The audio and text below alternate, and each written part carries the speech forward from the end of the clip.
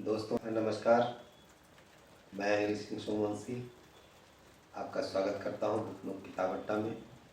आज फिर मैं हाजिर हूँ किताबों की दुनिया से कुछ रोचक प्रसंग लेकर।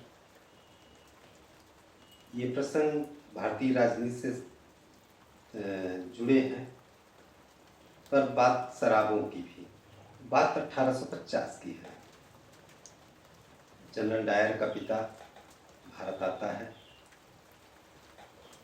यहाँ हिमाचल की वादियों में एक ब्रेवरी को लेता है और उसमें बियर बनाना शुरू करता है। एक मशहूर की बियर बनती है उस ब्रेवरी में। उसका नाम था लियो। कहा तो ऐसा भी जाता है कि ये पूरे एशिया में पहली बियर थी।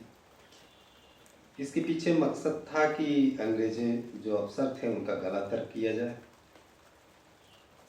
और अपने आय के साधन को बढ़ाया जाए।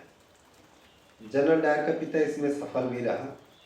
काफ़ी धीरे समय बढ़ता गया, आगे समय बीतता गया। उसमें एक और पार्टनर जुड़े, मीकिन ब्रदर्स। मीकिन नाम था उनका। और ये बियर का काम चलता रहा। सोलन में उसका जनरल डायर के पिता की ब्रेवरी का विरोध भी हुआ पानी को लेकर के। अंतिम में उसको दूसरी जगह शिफ्ट करना पड़ा था वहीं पर। इतिहास के इस भूल भुलैया में कहीं हम भटक न जाए, हम मेन मुद्दे पर आते हैं। आज़ादी के बाद उस कंपनी को एक्वायर करते हैं मोहन ब्रदर्स भारत की। ये कंपनी जो है डिस्टिलरी में बदल जाती है। डिस्टिलरी में एक रम बनाई जाती है जो देश में ही नहीं पूरे विदेशों में भी काफ़ी पसंद की जाती है। उसकी काफ़ी डिमांड होती है। उसका नाम, उसके नाम से आप परिचित भी होंगे, ओल्ड मंक, जिसकी बॉटल बड़ी खूबसूरत सी आती है, एक बाबा जी जैसे बने होते हैं। तो ओल्ड मंक का खूब डंका बजा। शराब के शौकीनों ने उसे पसंद नहीं किया। जो सियासतदान थे हमारे, उनके यहाँ भी खूब मोहन ब्रदर्स का सिक्का चला। सियासत की दुनिया में उनको भी उन्होंने खूब झुमाया अपने रम के बूते। काफ़ी लोगों का सहयोग करते थे सियासत में। उन इंदिरा गांधी परिवार के बेहद करीबी थे। मोहन ब्रदर्स का जो परिवार था वो इंदिरा गांधी परिवार का बेहद करीबी था। हालांकि वो मदद तो उनके कट्टर विरोधी रहे राजनीति में, राजनारायण जी की भी करते थे। पर ये परिवार जो मोहन मीकिन का था वो वफादार ज़्यादातर इंदिरा गांधी के प्रति था। अगर इमरजेंसी के दौरान, इमरजेंसी के बाद अगर किसी परिवार से वो अपनी बातें ज़्यादा शेयर करती थी, या उनकी बातें इंदिरा गांधी जो अपनी अंदरूनी बातें होती थी अगर किसी से शेयर करती थी, तो कपिल मोहन थे, उनके साथ वो ज़्यादा शेयर करती थी अपनी बातें। अनिल थे मोहन मीकिन के, उनसे शेयर करती थी। तो ये पूरे तरीके से परिवार राजदार था उनका। बात इमरजेंसी की है। इमरजेंसी के बाद चुनाव होते हैं और इंदिरा गांधी बुरी तरीके से हार जाती हैं। इंदिरा के प्रति नाराज़गी ऐसी रहती है कि उनकी वापसी का कोई रास्ता नहीं होता है। यही मोहन मीकिन परिवार था जो संजय गांधी को भी एक तरीके से शरण देता है। नसबंदी, जो इमरजेंसी के दौरान नसबंदी के मामले हुए थे, उसको लेकर संजय गांधी के प्रति लोगों में काफ़ी नाराज़गी थी, गुस्सा था।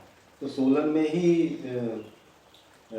उन गेस्ट हाउस में रहने की व्यवस्था की जाती, वहाँ उनको छुपा के रखा जाता है। ये तो प्रकरण अगर इससे आगे चले तो किस्सा है 21 अगस्त 1978 का। इस किस्से ने जो है, इस घटना ने, किस्सा ना कहें, इस घटना ने इंदिरा गांधी की राजनीति में वापसी की राह खोलनी शुरू कर दी एक तरीके से। 21 अगस्त 1978 को दिल्ली के मोहन नगर में मोहन मेकिन के प्लांट के बाहर मर्सिडीज बेंच से एक आदमी की मौत हो जाती है गेट के बाहर। और वो जो कार चला रहे थे वो निकल के भागते हैं। इतने में कपिल मोहन और वो सब आ गए प्लांट से बाहर। वो पहचान जाते हैं जो कार चला रहे थे और उनको बचा के अंदर ले जाते हैं। संयोग ये था कि उसी कार में कुछ फोटोग्राफ्स थी।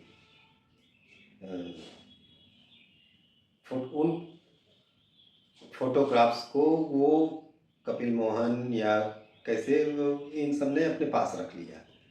और रात में ही उसी रात देर रात जो है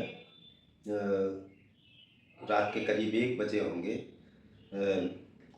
नीरजा चौधरी ने अपनी किताब हाउ प्राइम मिनिस्टर्स डिसाइड में इस कहानी का जिक्र भी किया है पूरा। तो रात 1 बजे कपिल मोहन संदेशा फ़ोन करते हैं संजय गांधी को, बताते हैं कि आपके लिए बहुत ज़रूरी खबर है, और इंदिरा गांधी के आवास पर पहुंच जाते हैं। संजय जाग कर आते हैं, मिलते हैं तो कपिल मोहन उनके हाथ पर कुछ फोटोग्राफ्स रखते हैं।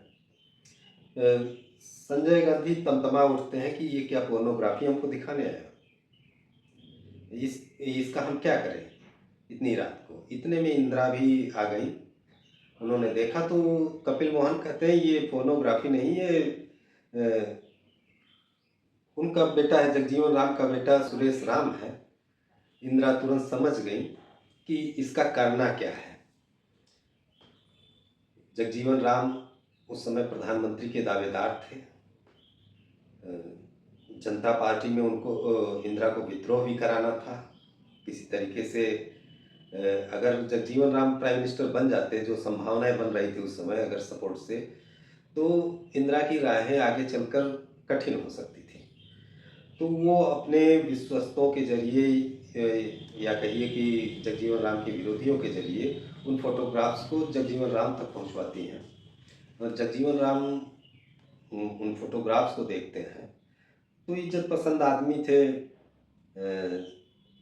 और मर्यादा का उस समय राजनीति में काफ़ी आज का दौर नहीं था। वो कहा जाता है कि उन्होंने वो गिड़गिड़ाए उस फोटोग्राफ्स के लिए।